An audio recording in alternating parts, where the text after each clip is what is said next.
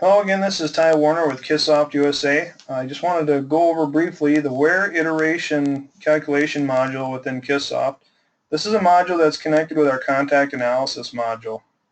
I have a cylindrical gear pair designed up already, and I'm just going to show you a quick step through on this process. We use the where iteration function to define wear along the tooth flanks of a pair of gears, whether that be helix, spurs, etc. And what it does is it performs several steps of the contact analysis with a worn tooth flank. So you get an idea of how much your gear flanks are going to wear over the life of the design in application. So I have a gear pair, I've entered some data, and now I have a couple of materials here. I have a DuPont nylon, and I have an acetal POM thermoplastic, which would be similar to like a DuPont 500P or PM with glass fiber. But we want to eventually get to this point here where we do an iterative wear calculation. In order to do this, in the basic data tab, when you define your material, you're going to need to define a wear factor.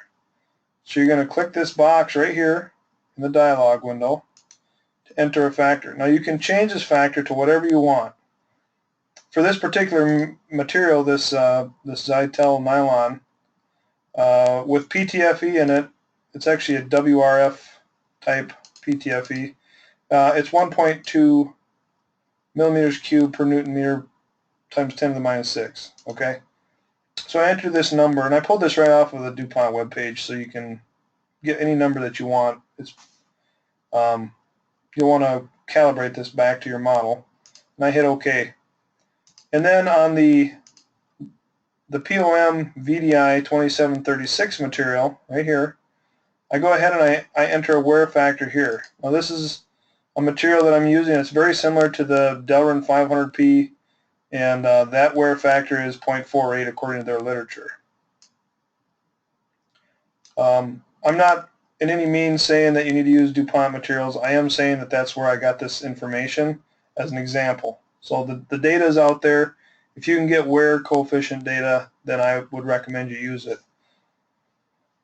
I go to my contact analysis. I've already identified my rating. I'm doing the calculation according to VDI 2736.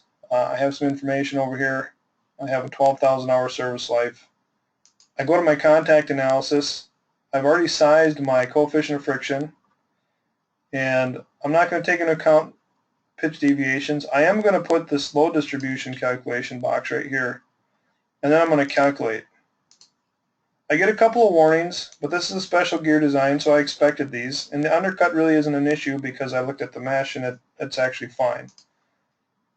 The calculation is continued. I get my transmission error right here.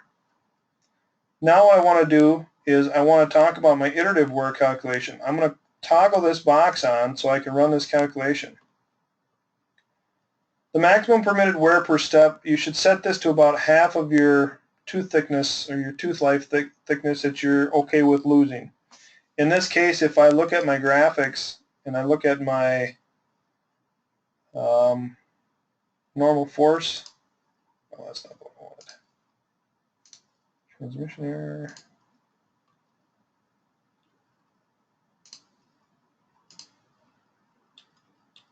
What I'm trying to do is find my tooth. Here we go, specific slide on my flank. You can see that my tooth flank is about 400 microns across here, halfways. So I'm going to set this to 400. That's where I got this number. It's roughly in here somewhere. So I set this to 400. I don't want to do 1,000 iterations. I'm going to say a maximum of 30. You should be able to do it within 10. I'm going to set this to 30. It doesn't take very long to calculate. And now I hit execute the calculation.